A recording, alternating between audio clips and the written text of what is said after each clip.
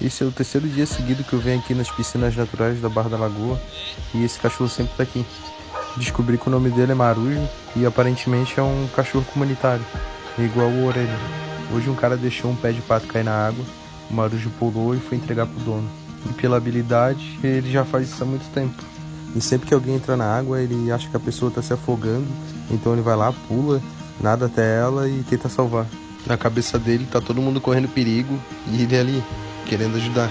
Isso me lembrou muito do Orelha, um cachorro que só queria estar perto das pessoas, brincar, fazer parte.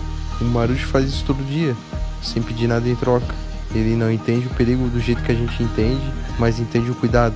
E no meio de tanta coisa errada, ver um cachorro tentando proteger todo mundo, dá a esperança de que ainda tem coisa boa acontecendo por aqui.